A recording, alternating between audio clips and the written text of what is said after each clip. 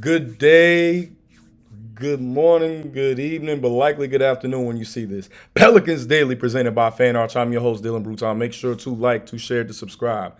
Much love as always. Appreciate the support. We rocking and rolling. I got back late from covering this one game. I knocked out. I was so appreciate y'all for rocking with me through this journey. Let's get right to it. So this media day, man, this was one of the best media days that I've seen of any NBA team, biasly speaking. But I just feel like so many things were discussed, were addressed, and that's exactly what we're looking for. We're looking for answers. We ain't looking for problems. We ain't looking for more. We ain't looking for more things to, be harped on. We looking for solutions, and I think that so many solutions and answers we were able to come away with during this media day. And Kevon Looney, shout out to great veterans. I remember watching a podcast. It might have been All the Smoke, or it was like All the Smoke and Gil's Arena. They did like a collab, but Gilbert, Stack, Matt Barnes, and somebody else, they was talking about, veterans are just not valued anymore, unfortunately. Even though veterans do so much that goes unnoticed, that goes unregarded. Like, you got guys that are able to really step up as leaders and you know, be a locker room presence, be a mentor to the young guys, and just overall teach them how to be a consummate professional. And that goes beyond just basketball, you know what I'm saying? But obviously on the basketball end, having those vets that, they're content with where they're at. They know, okay, I know what my role is in this league and I know how to make my contributions when it counts. And that's exactly what Kevon Looney was signed on to do. So he was asked about, being a player who does the things that don't appear in the stat sheet and being and taking pride in being that. And he relished it in. He said, I take a lot of pride in that stuff. I take pride in doing all the small stuff, all the hard stuff, all the tough stuff. And usually hometown fans have appreciation for it. I know my teammates do. And that's exactly what you want to hear from a Kevon Looney. You know what I'm saying? He was such a great pick and roll screener that it made life easier out there for Steph Curry, for Klay Thompson, for Kevin Durant even. The, 3 seasons he was in Golden State. And we needed a big man who wasn't afraid to get his hands dirty, wasn't afraid to play physical, go up and get a rebound, play strong defense in the paint, and that's exactly what Kevon Looney is there for. Now, it's going to be interesting to see who ends up starting at center, whether it's him or Yves. I'll get into Yves a little later, but I think that the addition to get Kevon Looney was one of the best moves of this offseason. And I think that when we step back and look at this season in review after it happens, you're going to be saying the same thing if you're not. Because I really feel like, again, leadership is one of those intrinsic qualities that you either have or you don't. And it speaks volumes when you talk about character. Now, and shout out to Chris, my guy Chris Lambert, for the last article, Pelican Debrief. This one's done by, and I'm gonna butcher his name, and I'm so sorry, but Akinash Chaudhry, I believe, with NBAanalysis.net. And this went a lot more in depth, in detail, talking about Jordan Poole. And this was mostly from the perspective of Kevon Looney, talking about how Jordan Poole has changed and how he has evolved and grown. And Jordan Poole even said, that he's not had a center be able to set screens as well as Kevon Looney these past few years. So he's very excited. So then Kevon Looney turned around and gave him praise. And he said, my first show, he was a young guy trying to figure out. But later, his last couple of years with playing with him, he was starting to be more vocal. But now you see he's way more confident. He's almost at veteran status in the league. I'm not going to give him that credit yet, but he's almost there, Looney said on day 2 of Pelicans training camp. He added, but he's definitely more vocal. He's stepping into his leadership, especially being a lead guard. You got to be someone that we can follow, and he's been stepping into that role. And then he also said that Jordan Poole has fixed a flaw in his game. And he said that initially that Poole had trouble playing at fast pace during his Warriors stint. But as Poole got more comfortable, it increased growth within his decision making. And Kevon Looney said his pace, his decision making. We used to get on him early in his career by not playing too fast. Um, Now he kind of sees control of the offense, knowing where he wants to get to, knowing his spots in the court, and he's competing more. And again, that's exactly why veterans matter. That's exactly why you have veterans in your locker room. That's exactly why you bring on a player like Kevon Looney, who's been on multiple championship teams, because the perspective speaks truthful, okay? 3 rings. 3 rings don't just magically come out of nowhere. And the ability to be able to assess and understand, like, this ain't the glazed Kevon Looney episode. But the more I'm hearing Kevon Looney really speak on just, his approach and other players, I'm like, he's gonna make a great coach one day. And it's usually the guys that were, role players that make great coaches, because they have to understand how to compartmentalize their own ego in order for the best of the whole team, which a lot of players struggle with, right? A lot of players, they've been the man since they was a peewee, since they was yay high. So when they go to the league, and now it's like, okay, everybody here also was the man. Everybody here was that guy. It changes you, and that's why you see guys fizzle out. That's why you see guys fade out.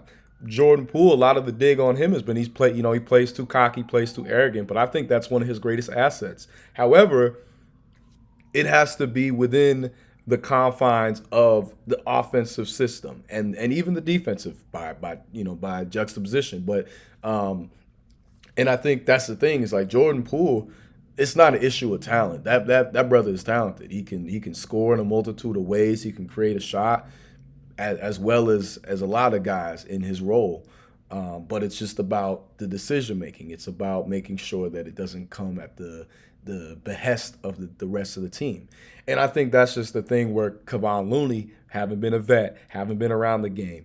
Mind you, Kevon Looney, I talk about this all the time. My entry to discovering him was when he was in high school, coming out of Milwaukee. And I think that's the thing too, is that they're both Milwaukee guys. So there's gonna be that bond there. If anybody knows anything about Milwaukee, they go hard for one. They go hard. They stay 10 toes down.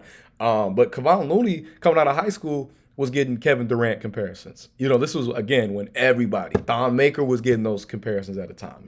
That's a name that I know folks is like, yo, Thon Maker, what happened to him?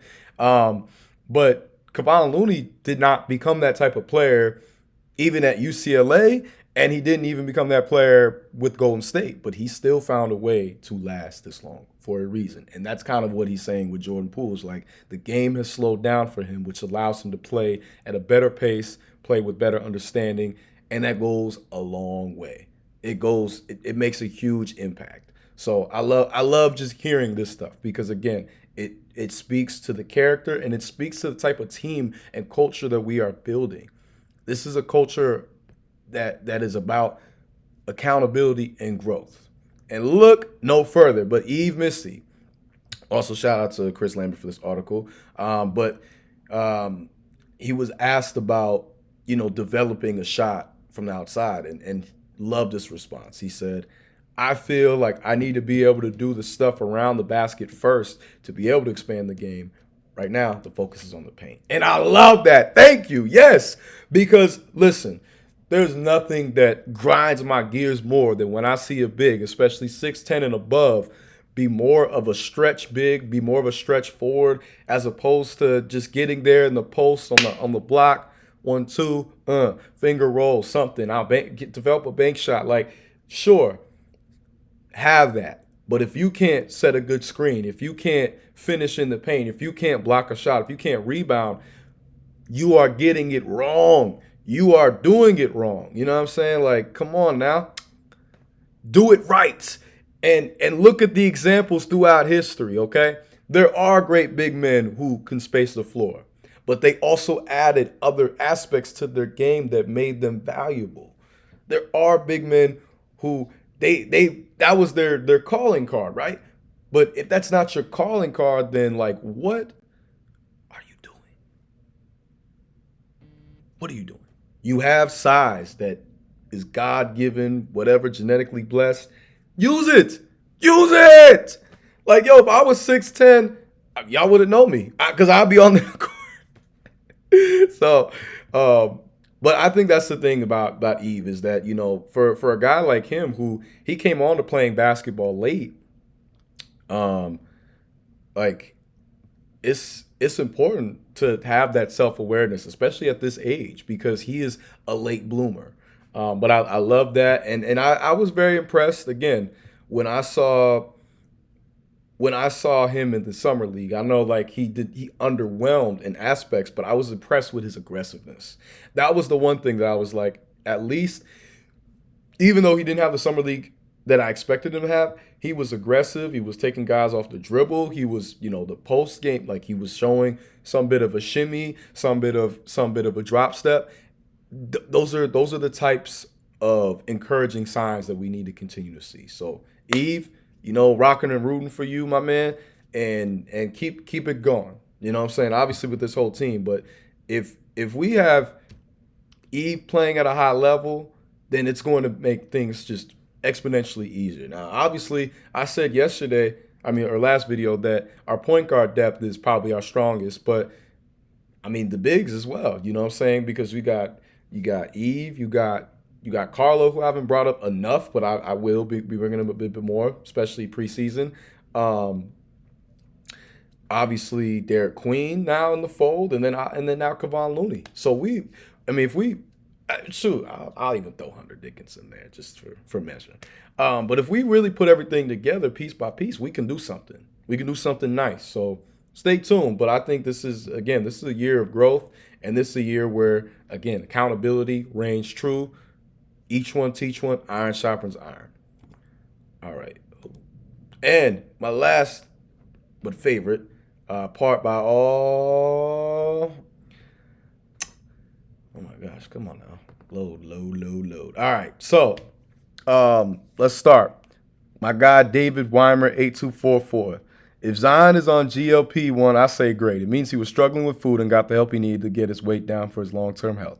Now let's see him play at a dominant level and stay healthy. I'd like to hear him strength training more, doing deadlifts, as to ankle squats, lunges, etc., to really strengthen his hamstrings more and protect him from injury. Let's see how he does. Well, David, first off, again, appreciate your ball knowledge. You be knowing what you're talking about. And, if he is on Ozempic, like you said, there's worse things that can be done. I don't see it personally. Like, I do feel like Zion still is a big body guy, and he just put on lean mass. And when you cut fat and you add, like, lean mass, it doesn't look as like, you're not gonna necessarily look as toned to start out, but he looks his best. So I'm all for just riding this momentum, seeing where he goes. But I do agree that I would like to hear him strengthening his hamstrings as well, because that is an issue that players of his caliber that are like high, rim running or just high flyers struggle with. That was something that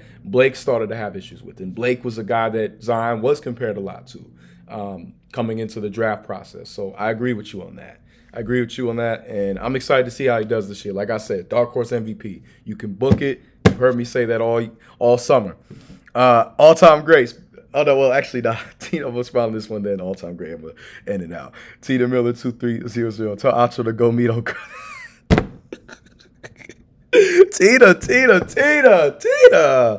Tina. Oh man, look, hey, those are matters of the night. That's that adult fun that, hey, live, do your thing. But yeah, that's just too funny though. I'm crying laughing about that. I'm really dying about that. And then last but never least, all-time great. It's been such a great week to finally have some Pels basketball. It's great to see all the guys back and the newcomers. It looks like Joe is the right leader to steer the ship. Acho is a joke and always has been a joke. Who listens to this bozo anyway? Go Pels.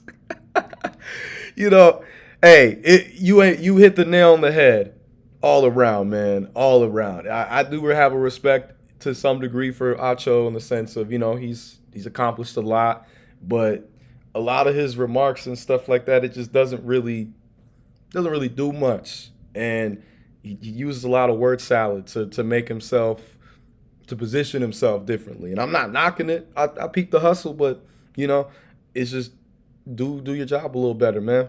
People would like you a lot more if you were just better at it. But it is what it is. Who am I? Who am I in the grand scheme, right? But I 100% agree that it's great to have some Pelicans basketball, and Joe Dumars is absolutely the right leader. And again, you're judged by the leaders. You're judged by the people who are making the impact. And I'm very impressed with what I've heard. And actions speak louder than words. But I think, again, the culture and foundation that we're building is stronger than ever before. So, got to keep it going. But that's going to be it. Those are all the comments. I appreciate y'all and love and support. I know, I've been taking these weekends off to kind of decompress and, get myself prepared with school for the upcoming week. But I might be able to do a video, knock one out. I'm just covering several games this weekend, so I'm busy. My brother is busy, but it's all good. That's what I'm here for. Trying to get my weight up, trying to get my, trying to get my numbers up. But appreciate y'all for the love and support. Again, make sure you like, share, subscribe, tell a friend. Support is free, and shout out to Fan Arch as well. They keep doing their thing. Show some love, give some support. Go be a good person today. Have a great one. Have a great weekend.